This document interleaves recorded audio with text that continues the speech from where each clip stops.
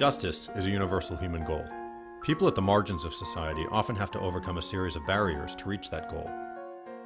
In Central Asia, some of the most common problems relate to land and property and ensuring the rights of women and children.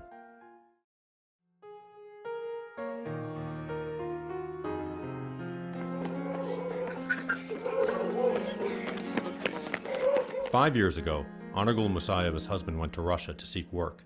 He never came home, nor did he send money, leaving Anargul so poor that she can't even buy glass for the window where she and her 3 children spend the winter. بچه‌ام نمی خاکن کار میکنن چیکار میکنن عربی خرید داره همسایه آب میارن هزوم میکشن نه سحری کتی رفته 10 سومون کار کرده با اومده درساش تیار کرده با مکتب میرن یا دیگه غصپایچینی همسایه دیاردم رفته با و یگان سومتیه این هم خیلی زندگی رفته است چیکار کنیم خیلی کلان شده گم میشه دنیا با امید میگن کو Anargul's situation is far from unique. As many as 1 million Tajiks, mostly men, support their families by working in Russia. But labor migration has also caused a rise in divorce and child abandonment. In rural Tajikistan, women often lack job skills.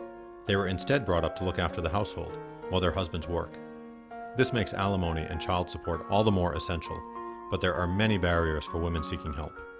The first is that religious leaders often neglect to register the weddings over which they preside. So, from a legal point of view, the marriage never existed in the first place.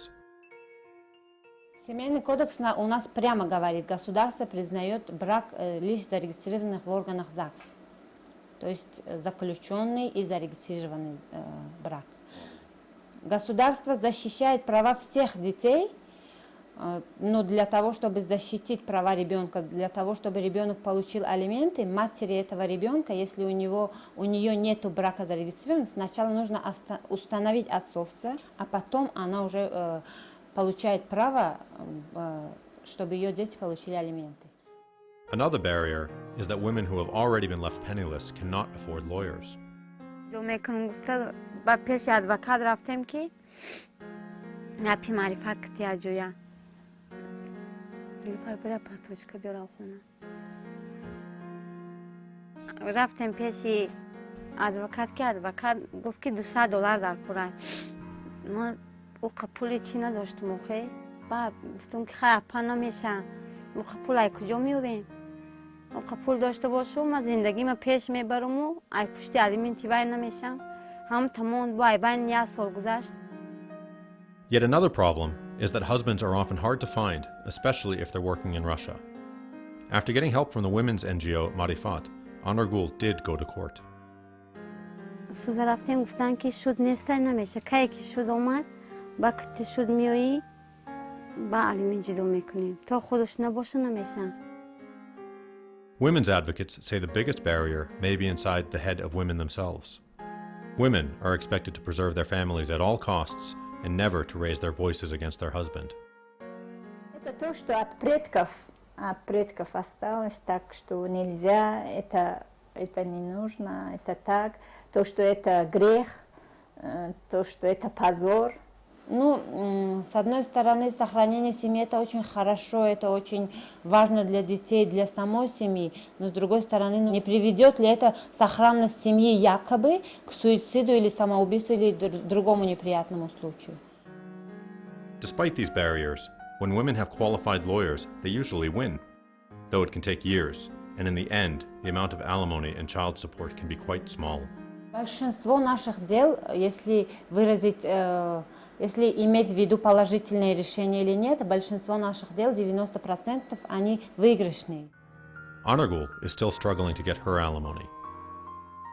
Other women, though, have achieved justice. با شوهرم تملیغ 18 سال زندگی کردیم. صاحب 6 تا فرزند شدیم. بسیار خیلی لط و کوب میکرد. در فکر زندگی نبود. وقتی که مرا از خونه پیش کرد او مرا بسیار لط و کوب کرده بود که با کوچه برآمدیم. حتی همسایه ها از ما بیزار شده بودن از جنگ و جنجال ما هم خود از بیزاری خود شده بودیم که از شب بود که همین خیلی با موی کنده با کرتهای کنده ما با کوچه برآمدیم با 6 تا فرزند. وقتی که رفتیم به اداره سود رفتیم سود ما رو کمک نرسوند. چونکه گفت خواست که شما ندارید زکس نیست در مابین شما نکاح ندارید زکس نداره شما حق خانه ندارید از فرزند. Shamsugul then turned to the Mohi Munir Women's Resource Center, an NGO with lawyers who understand the finer points of the law. گفتم که بیزار شدم من خود رو این خیلی زندگی سخت بیزار شدم که من خود رو به یکم فلاکت گرفتار میکنم. گفتم برخی ذخیره زنها گفتن که این خیلی نمیشود که چون که حقوق زن و مرد برابر از برای چی خیلی میکنید که به همین خلاصه که خونه و در رو 12 سوتق زمین رو به من دادن و 10 سوتق زمین رو این طرف خونه حولین شوهر می. The NGO also helped her earn her own living. شکر میگویم که امروز با یاردمی مرکز ذخیره زنها با یاردمی تشکیلات که با 20 نفر دختران بودن این سال 40 نفر شدن که ما اینجا کورس دوزندگی تشکیل کردیم دختر استودیم. شکر میگویم که امروز ما حقوقهای خود را میشناسیم و صاحب معاش شدیم. دخترچم نیز هم با دخترها سر و کار دارد. دخترچم هم سطح زندگی خود رو پیش برده ایستادیم امروز.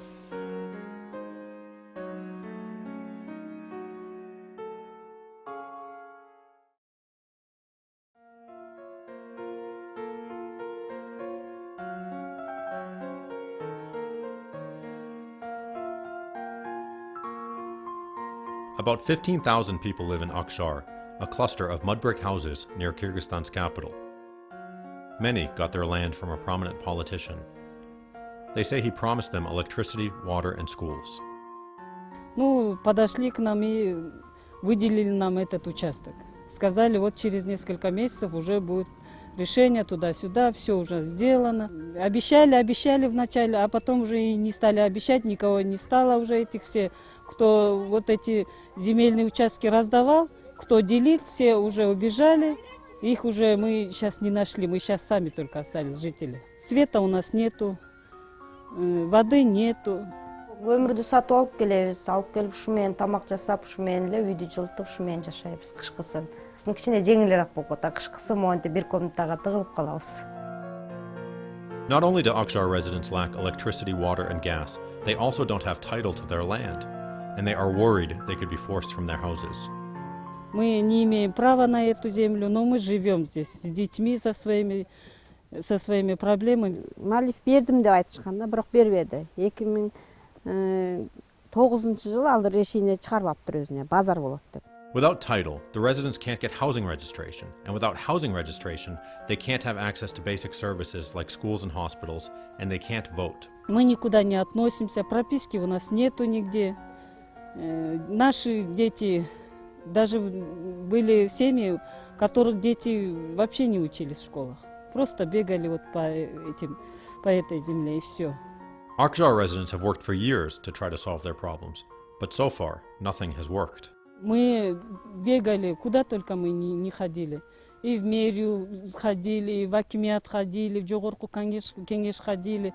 2 или 3 раза, наверное. Выходили объездной, перекрывали дорогу, и вот никакого результата. Не знаю, наверное, вот эти наши заявления, вот это все, наши обращения, все просто остались там где-то, не знаю где. Now the residents are using the courts, and they're hopeful. Силер болсо неме дейт да, баягы сотко бердик да, биз районный соттон өттүк. Эми областный сотко өтөт экенбиз, анан верховный сотко өтөт экенбиз, анан кийин решение чыгат экен дагы, бул жердин баары бизге менчик болуп калат экен. Ошонун кийин баарын жасап беребиз дейт. Менчик болгондо решение чыккандан кийин бизге акча бөлүнө баштайт экен. Азыр акча жок. Even where land is abundant, legal problems can prevent its use. Aybek Maymunbayev is the director of the legal assistance NGO LARC in rural Takmok. One of his clients is Vinograd, a farmers cooperative that grows grapes. В советские времена здесь были отличные виноградники. Они славились на всю республику. Теперь в настоящее время почти больше половины виноградников они уже уничтожены. Проблема возникла такая, что земля государственная, а виноградники, как многолетнее насаждение, относятся к хозяйству, к акционерному обществу «Виноградарь». И А Элюкмету считает, что и многолетние насаждения тоже являются якобы государственными, проводили конкурсы, отдавали другим людям. Если сегодня сейчас собственники, которые акционерное общество, начнут возделывать опять, получается, что у третьей стороны есть документы. И как бы это будет самоуправство. As a result, no one worked the land last summer, and the vines were badly damaged. Всё из-за того, что вот местные власти и сами не обрабатывают, не вкладывают деньги, и собственникам не дают возможности, ставят препоны, не дают возможности обрабатывать. Many land issues can be resolved through the courts, if people have access to affordable legal assistance, like Lark provides. But many people don't trust the court system enough to risk their own money hiring lawyers. And even when they do have good lawyers, problems like corruption and the constant turnover in government officials makes access to justice elusive. Other problems, like those in Akjar, may require political solutions if there is to be justice.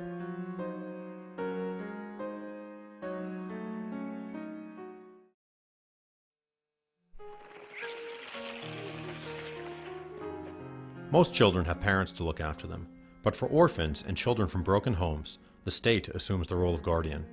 Orphanages are staffed by some of the most kind-hearted people you could ever meet, but the system that they work within was inherited from the Soviet Union, and in the transition to independence many loopholes appeared, making it easier for dishonest adults to exploit these children.